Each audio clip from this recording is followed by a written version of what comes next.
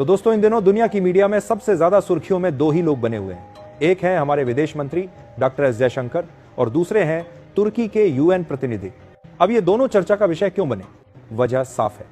दरअसल तुर्की के UN representative ने कहा कि भारत अभी वीटो का हकदार नहीं है, यानी भारत को स्थायी सदस्यता देना जल्दबाजी होगी। और बस यहीं पर जयशंकर साहब ने उनकी ऐसी क्लास ली कि पूरा यूएन हॉल तालियों से गूंज उठा। तो आज की इस वीडियो में हम आपको वही पूरी कहानी बताएंगे कि कैसे तुर्की ने भारत को नीचा दिखाने की कोशिश की और कैसे जयशंकर ने पलटवार करके भारत की आवाज़ बुलंद कर दी। तो वीडियो को आखिर तक जरूर देखिएगा, क्योंकि यह मामला सिर्फ एक बहस का नहीं बल्कि भारत के भविष्य, उसके सम्मान और दुनिया की बदलती राजनीति से जुड़ा हुआ है। लेकिन आगे बढ़ने से पहले इस वीडियो को लाइक करके चैनल को सब्सक्राइब जरूर कर लीजिए। अब देखिए, बीते कुछ समय से भारत को संयुक्त राष्ट्र सुरक्षा परिषद यानी यूएनएससी में स्थायी सदस्यता देने की बात फिर से जोर पकड़ने लगी है। पहले यह मुद्दा थोड़ा शांत हो गया था, लेकिन अब एक बार फिर यह चर्चा तेज हो गई है और इसकी शुरुआत हुई संयुक्त राष्ट्र महासचिव एंटोनियो गुटेरेस के बयान से। गुटेरेस ने साफ साफ कहा कि समय आ गया है कि 1945 में बनी इस पुरानी यूएनएससी को 2025 के हिसाब से नया रूप दिया जाए। मतलब पुराने ढर्रे को छोड़कर नए मेंबर्स लाए जाएं, नए रूल्स बनाए जाएं, क्योंकि दुनिया बदल चुकी है तो फिर यूएन का सिस्टम भी बदलना चाहिए। दोस्तों, ये बात बिल्कुल वैसी है जैसे अगर किसी गांव में 80 साल पहले पंचायत बनी हो तो क्या वही बूढ़े पंच आज भी फैसले करेंगे? नई पीढ़ी, नए हालात और नई समस्याओं के हिसाब से नए लोग और नए नियम बनने जरूरी हैं। ठीक वैसे ही अब समय आ गया है कि भारत जैसे देशों को भी परमानेंट सीट और वीटो पावर मिले। और आप टाइप्स ऑफ इंडिया की रिपोर्ट में भी बकायदा आर्टिकल देख लीजिए, जिसमें साफ साफ कहा जा रहा है कि इंडिया इज ई पिवोटेबल वॉइस। इसलिए यूएन चीफ गुटेरेस ने यूएनएससी सुधार के आह्वान का समर्थन किया और वो खुद भारत के पक्ष में होकर चाहते हैं कि ये परिषद 1945 की नहीं बल्कि 2025 की दुनिया का प्रतिनिधित्व करे। दोस्तों, जैसे ही यूएन महासचिव ने भारत की स्थायी सदस्यता के समर्थन का इशारा किया, वैसे ही तुर्की ने विरोध का झंडा गाड़ दिया। तुर्की के यूएन प्रतिनिधि अनमेय खोलानी ने 80वें सत्र में कहा कि भारत की स्थायी सदस्यता के लिए अभी जल्दबाजी मत की जाए। उनका कहना था कि हाँ, भारत आज दुनिया में काफी आगे बढ़ चुका है, लेकिन अभी भी कुछ गंभीर मुद्दे हैं। तुर्की ने भारत पर यह आरोप लगाए कि भारत में अल्पसंख्यक अभी भी पीड़ित हैं। भारत के पड़ोसी देशों के साथ रिश्ते अभी भी तनावपूर्ण हैं। साथ ही भारत अमेरिका और यूरोप के कुछ नियमों का पालन नहीं करता। ऐसे कई विवाद हैं जिनका हल अब तक नहीं हुआ। यानी उनका कहना था कि जब तक भारत इन सब मुद्दों को सुलझा नहीं लेता, तब तक उसे स्थायी सदस्यता नहीं दी जानी चाहिए। लेकिन इसके जवाब में जयशंकर साहब जी ने कहा, जो देश खुलकर आतंकियों को मदद देता है वो दूसरों की भलाई की बातें करने की हकदार नहीं है। तुर्की के लिए यही सही है। जयशंकर साहब ने तुर्की के अपने आंतरिक मामलों की भी ओर इशारा किया। उन्होंने कहा कि तुर्की में महिलाओं के खिलाफ सबसे ज्यादा अपराध होते हैं बलात्कार, ऑनर किलिंग और खुलेआम देह व्यापार तक। और अगर आप भारत में अल्पसंख्यकों की बात करते हैं तो पहले अपने देश की महिलाओं की सुरक्षा पर ध्यान दें। दरअसल ये मामला सिर्फ बहस का नहीं बल्कि अंतर्राष्ट्रीय संगठनों की प्रभावशीलता का भी है। जयशंकर ने स्पष्ट किया कि बहुपक्षीय व्यवस्था पर लगातार हमले हो रहे हैं।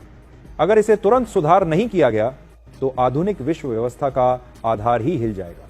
इसलिए भारत जैसे देश जो बहुपक्षीय मंच पर महत्वपूर्ण और जिम्मेदार भूमिका निभा रहे हैं, उन्हें वीटो अधिकार देना अब बेहद जरूरी हो गया है। दोस्तों, इसे ऐसे समझिए, अगर किसी खेल में नियम पुराने हो जाएं और नए खिलाड़ी आएं तो पुराने नियम के हिसाब से खेलना नाइंसाफी होगी और यूएन में भी ठीक वही स्थिति है।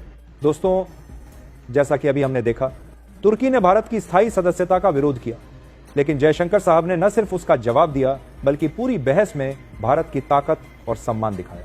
जयशंकर साहब के अनुसार अंतर्राष्ट्रीय संगठनों की प्रभावशीलता लगातार कम हो रही है, बहुपक्षीय व्यवस्था पर हमला हो रहा है और अगर इसे सुधार नहीं किया गया तो आधुनिक विश्व व्यवस्था का आधार ही कमजोर पड़ जाएगा।